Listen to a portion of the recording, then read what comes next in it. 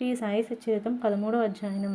మరికొన్ని సాయి లీలలు: జబ్బులు నయమొగుట, భీమాజీ పాటిలు, బాలాషింపి, బావు సాహెబ్ బూటి, ఆనంది స్వామి, కాకా మహాజని, హర్దానివాసి, దత్తోపంతు. మాయ యొక్క అనంత శక్తి.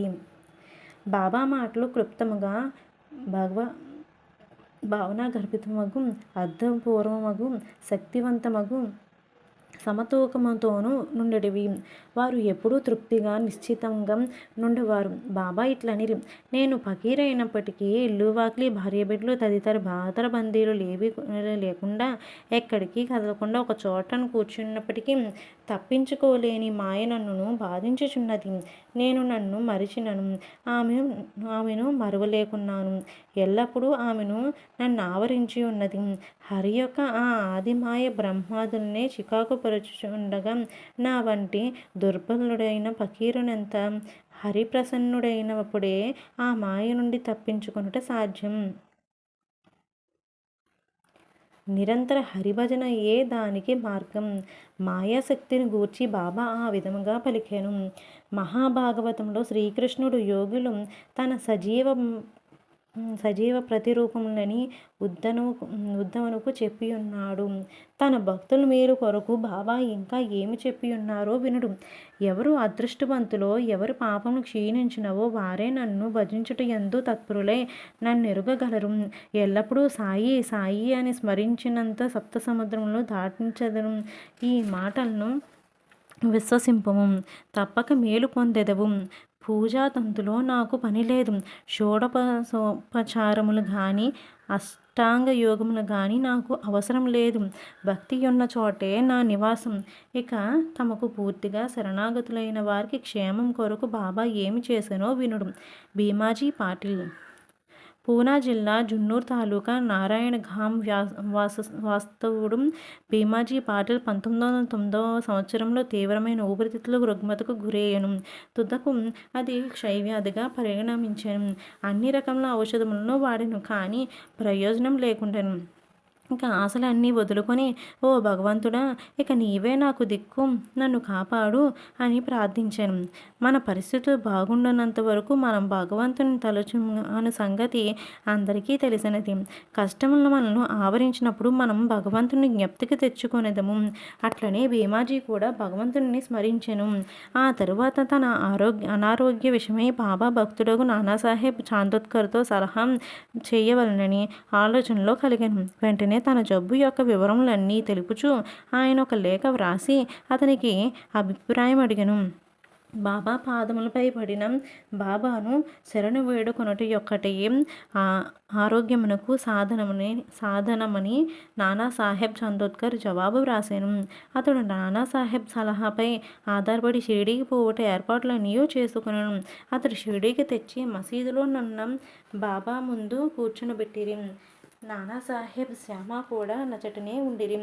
ఆ జబ్బు రాణి గత జన్మలో పాపకర్మల ఫలితమని అతని విషయంలో తాను జోక్యం చేసుకొనుదలుచుట లేదని బాబా చెప్పాను. కానీ రోగి తనకు వేరే దిక్కు లేదనియు, అందుచే చివరకు వారి పాదములను ఆశ్రయించితనని మొరపెట్టుకొని వారి కటాక్షమునకే వేడుకొనెను.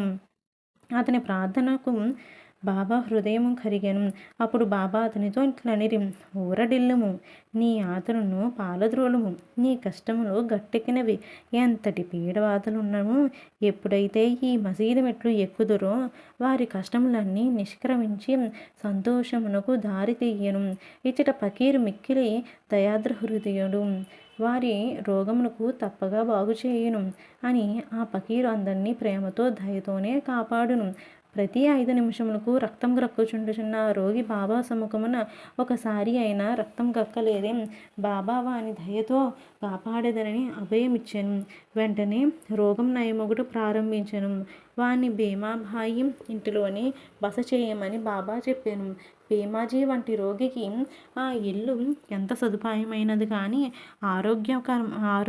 ఆరోగ్యకరమైనది కానీ కాదు. కానీ బాబా ఆజ్ఞ జవదాట రానిది. అతడు షిరిడీలో నుండినప్పుడు బాబా అతనికి 2 స్వప్న అనుభూతులనిచ్చి వాని రోగమును కుదిర్చాను. మొదటి స్వప్నంలో వాడొక పాఠశాల విద్యార్థిగా పద్యములు కంఠోపాఠం చేయకుండాచే క్లాసు ఉపాధ్యాయుడు దెబ్బలు కొట్టినట్టు కనిపించాను.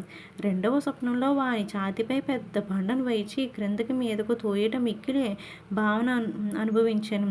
స్వప్నంలో పడిన ఈ బాధలను వాని జబ్బు నయమై వాడు ఇంటికి పోయాను. ఆ తర్వాత అతడప్పుడు షిరిడీకి వచ్చుచుండెను. బాబా తనకు చేసిన మేలును జ్ఞప్తి అందించుకుని బాబా పాదములపై పడి సాష్టాంగ నమస్కారం చేయుచుండెను. బాబా తన భక్తుల వద్ద నుంచి ఏమీ కాంక్షించేవారు కాదు. వారికి కావలసిందేమో భక్తులు తాము పొందిన మేలును జ్ఞప్తి అందించుకొని అచంచలమైన నమ్మకం భక్తియును కలిగి ఉండుటచే మహారాష్ట్ర దేశంలో నెలకొకసారి గాని పక్షమున ఒకసారి గాని ఇండ్లలో సత్యనారాయణ వ్రతము చేయుట సాంప్రదాయము. కానీ భీమాజీ పాటిల్ ఆ సత్యనారాయణ వ్రతము మారుగా కొత్తగా సాయి సత్యవ్రతం తన ఊరు చేరిన వెంటనే ప్రారంభించాను. బాలగణపతి శింపి.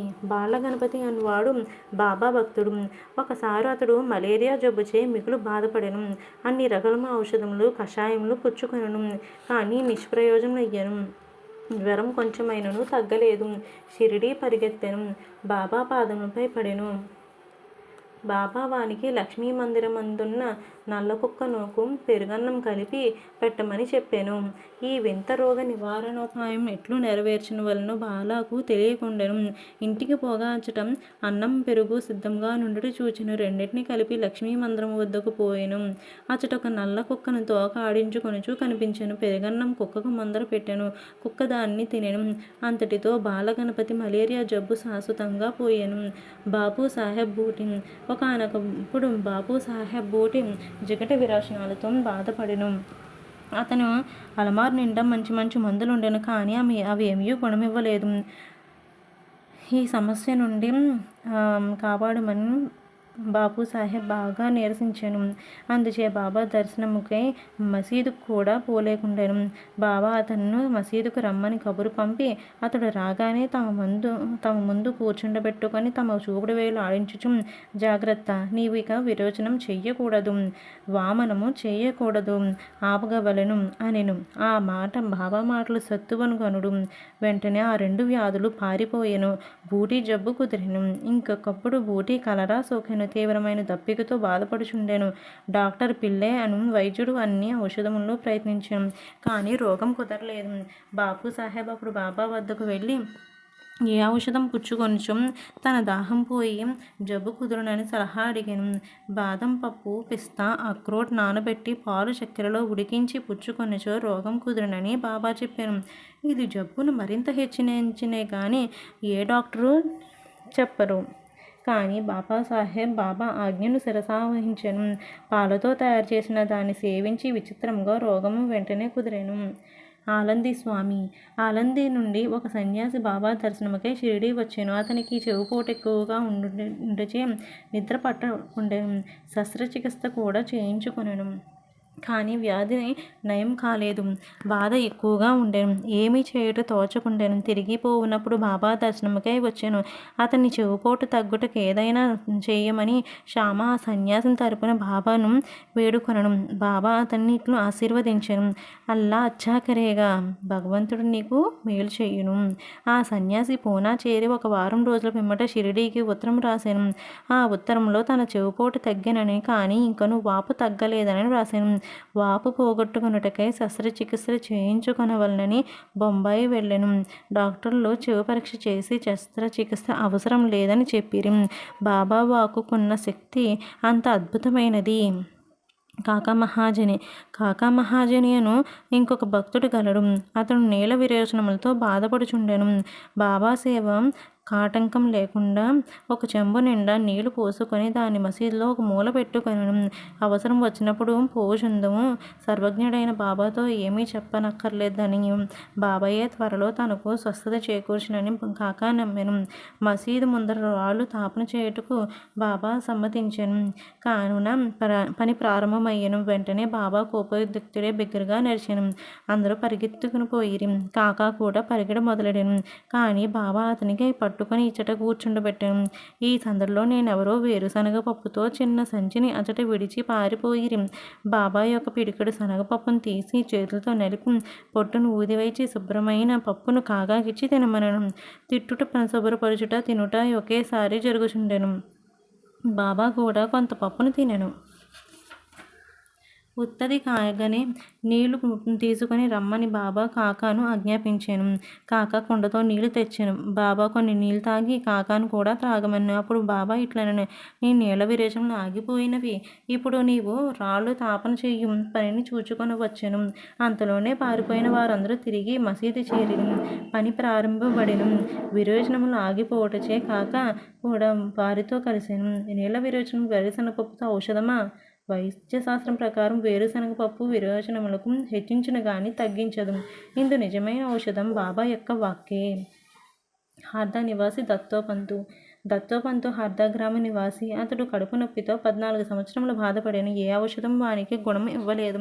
అతడు బాబా కీర్తి వినను. వారు జబ్బులను దృష్టి చేతనే బాగు చేసేదరని సంగతి తెలుసుకున్న షిరిడీ పోయి బాబా పాదములపై పడాను. బాబా అతన్ని దయాదృష్టితో ఆశీర్వదించును. బాబా అతని తలపై తమ హస్తం నుంచి ఊది ప్రసాదం ఆశీర్వదించగానే అతన్ని గుణమిచ్చాను. ఆ జబ్బు వలన తిరిగి అతడు ఎన్నడూ బాధపడలేదు. ఇంకొక 3 వ్యాధులు. మాధవరావు దేశపాండే మూల వ్యాధిచే బాధపడును. సోనాముఖి కషాయంను బాబాకి వానికిచ్చాను. ఇది వానికి గుణమిచ్చాను. 2 సంవత్సరముల పిమ్మట జబ్బు తిరగడెను. మాధవరావు ఇదే కషాయమును బాబా ఆజ్ఞ లేకుండా పుచ్చుకను. కానీ వ్యాధి అధికమైన తిరిగి బాబా ఆశీర్వాదంతో నయమయ్యను. కాకా మహాజని అన్నగారైన గంగాధర పంతు అనేక సంవత్సరములు కడుపు నొప్పితో బాధపడెను. బాబా కీర్తి విని షిరిడీకి వచ్చెను. కడుపు నొప్పి బాగు చేయమని బాబాను వేడెను. బాబా వాని కడుపును తమ హస్తంతో స్పృశించి భగవంతుడే బాగు చేయగలడనెను. అప్పటి నుండి అతనికి కడుపు నొప్పి తగ్గి వ్యాధి పూర్తిగా నయమయ్యను. ఒకప్పుడు నానాసాహెబ్ చందోర్కర్ కడుపు నొప్పితో మిగులు బాధపడెను. ఒకనాడు రాత్రింబవలు ఆ బాధతో సతమతమయ్యెను. డాక్టర్లు మందులు ఇంజక్షన్లు ఇచ్చిరి. కానీ అవి ఫలించలేదు. అప్పుడు అతడు బాబా వద్దకు వచ్చెను. బాబా ఆశీర్వదించెను. వెంటనే అతని జబ్బు పూర్తిగా తొలగిపోయెను. ఈ కథలన్నీ నిరూపించినదేమనగా అన్ని వ్యాధులు బాగుటకు అసలైన ఔషధం బాబా యొక్క వాక్కు, ఆశీర్వాదం మాత్రమే కానీ ఔషధములు కాదు. 13వ అధ్యాయం సంపూర్ణం.